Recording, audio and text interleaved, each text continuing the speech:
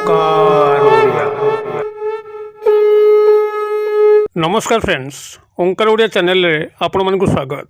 Friends, आज एक क्षुद्र वीडियो रे जो मनमोहिनी तिलक को शेयर करूची या को आपण माने निजर केश मूले रे हो, मथा रे हो किंबा गला रे हो हल्का भाव लगे करी जो स्त्री बा पुरुष को दर्शन देबे से आपनकर दर्शन मात्र के ही प्रेमासक्त कामासक्त होई उठिबे। यह मनमोहिनी तिलक नाम नामित जेहेतु यह आपनकर सामना व्यक्तिर मन को मोहित करिथाए एवं आपनकर वश्यता स्वीकार करने पे बाध्य करिथाए। आपण जो कार्य मध्य जुआड़े जाउचंती जदि एही तिलक को व्यवहार करंती आपनकर सर्व कार्य विजय लाभ निश्चित हबो। आपनकर चाकरी वृत्तिर क्षेत्र होइताउ, वाणिज्य व्यवसाय स्थली रे लाभवान होबा पई होइताउ, प्रेम प्रणय विवाह जेकोसी मध्य क्षेत्र होइताउ, आपनकर सामना सामनी व्यक्ति जे मध्य आपनको दर्शन करिवो आपनकर मनर प्रतिरूप अनुसार ही कार्य करिवो। अर्थात आपन जाठारु प्रेम प्रणय आशा करचंती से आपनको प्रेम प्रणय ही प्रदान करिवो। जाठारु लाभवान होवा पई आशा करचंती आपन ताठारु लाभान्वित हेबे। चाकरी वृत्ति क्षेत्र रे उपरिस्थ ऑफिसर आपनकर हाथ मुठार रहिबे। कर्मचारी महलर समस्त कर्मचारी भाई एवं भौणी माने आपनकर फर रे ही कार्य करिवे एवं जदि गुप्त संभोग क्रिया रे एही तिलक को व्यवहार करंती आपनकर मन मध्ये जदि ता उंकी मारुथाए तेबे ताहा मध्ये प्रतिरूप ढंगरे आपण से ही स्त्री बा पुरुष ठारू काम वासना को चरितार्थ करि परिबे। यह आपनकर मनर गति अनुसार ही एही तिलकर कार्यकारिता प्रकाश पाइबो एवं यह आपण माने प्रस्तुत करी व्यवहार करिया पई कोनसी तंत्र मंत्र भूमिका नाही किंबा पूजा पाठर भूमिका नाही। अत्यंत सादा सीधा भाव में आपण एही जड़ी को ही ठाब करिवे। ठाब करिया मध्य खूब सहज जेहेतु प्रत्येककर बाड़ी बगीचा रे एही मनमोहिनी जड़ी उपलब्ध। तेबे किभली आपण माने एहाको सठिक भाव में व्यवहार कले जेकोसी व्यक्ति पाखुरे आपण माने प्रेम भावापन्न होई परिबे, कामा भावापन्न होई परिबे एवं प्रत्येक कार्य को निर्विघ्न रे सफलतार सह संपादन करिवे। ताको जानिया पई वीडियो शेष पर्यंत देखंतु।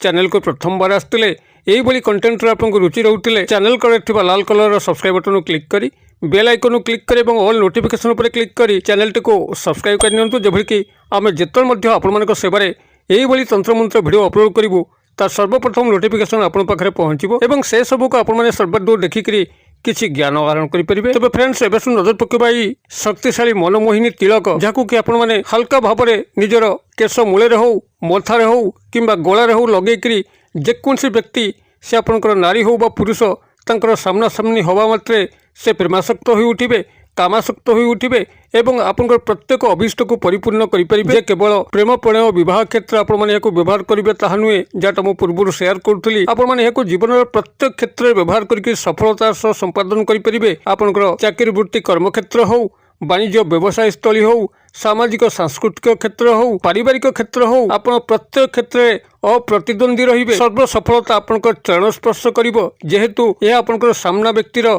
मन को संपूर्ण भाव में मोहित करी आपनकर अनुकूल करिथाए। अतएव जतबे आपण माने तिलकटी को व्यवहार करचंती एवं आपनकर सामना थिबा व्यक्ति नारी पुरुषंकर सामना सामनी होचंती सेतबेले से आपनकर दर्शन मात्र के ही आपनकर प्रति मोहासक्त होई उठिबो, प्रेमासक्त होई उठिबो एवं कामासक्त होई उठिबो। आपनकर मन मध्य जहाँ चलथिबो तांकर प्रति जो भावना आपनकर मन मध्य अछि सेही भावनार एक प्रतिरूप छाया सृष्टि होबो एवं सेही व्यक्ति आपनकर सेही कार्यटी करि बसिबो। तेबे एही मनमोहिनी तिलक को प्रस्तुत करने आपनकर कौनसी तंत्र मंत्र भूमिका नहीं, पूजा पाठर भूमिका नहीं, केवल सूक्ष्म सरल विधि रे खूब सादा सीधा भाव में आपण माने जड़ी को संग्रह करी जो विधि मते व्यवहार करेंगे ध्यान सहकारी यूट्यूब वीडियो शेष पर्यंत शुणु। आपनकर एथिरे मु दुई गोटी सिद्ध जड़ी संपर्क में सूचना प्रदान करुच्ची। आपण जेकोसी गोटे जड़ी को मध्य व्यवहार कले समान फल पाइबे जेहेतु प्रत्येक जड़ी प्रत्येक स्थान में मिले नाही सेतपई मु दुई गोटी जड़ी रही अवतारणा करुच्ची। आपनकर पाखापाखि थिबा घर बाड़ी बगीचा मानकरे ए दुई गोटी जड़ी मध्यरु जदि कोनसी गोटे जड़ी आपण माने पांती एहाको एही सामान्य विधि मते ही व्यवहार करिवे। आपण जड़ीटी को शनिवार दिन संग्रह करिवे एवं ताको कला गाईर क्षीर रे मर्दन करी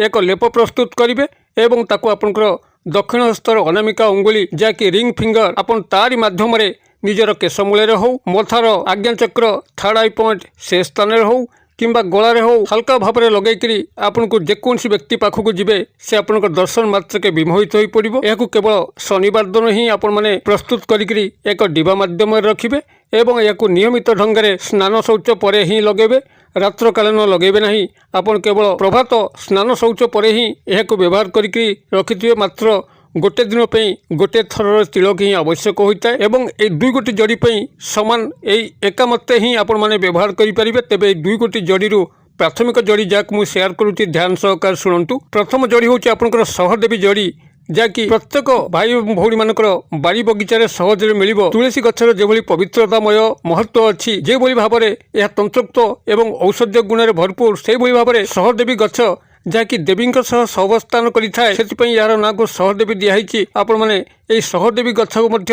पूजा अर्चना करने उचित। मात्र यार व्यवहारिक ज्ञान समस्त पाखे अछपा थी यह कहीं चिन्ह पारती ना यार महत्व को बुझीपारती ना जहाँकि यार अनेक तंत्रोक्त गुण आयुर्वेदिक गुण मु मोर पूर्व भिडियो मानक वर्णना करी जो मैंने आम नियमित दर्शक से मैंने सहदेवी गचर अनेक गुणावली निश्चित भाव में जानीपारे। तेबे यही सहदेवी गछ को आपण मैंने शनिवार दिन ही संग्रह करेंगे। तार पूर्व पटर गोटे क्षुद्र जड़ी को संग्रह करेंगे, संपूर्ण गछ उपाड़े ना। यार क्षुद्र जड़ी को आपण मैंने संग्रह करी गृह को आणवे। तेज स्नान शौच शुद्धपूत होकर शनिवार दिन जाइए तार जड़ीटी को संग्रह पूर्व वृक्ष देवता को नमन करेंगे, मूल्य जलार्पण करेंगे, धूप दीप नैवेद्य को प्रदर्शन करेंगे और वृक्ष को प्रार्थना करेंगे, हे वृक्षराज मुझे आपंक जड़ीटी को नौची मनमोहन तिलक प्रस्तुत करने एवं यही तिलक सहायतार मु सर्व संसार को मोहित वशीभूत करने चाहूँगी। मत मो कार्य साहाय्य करंतु।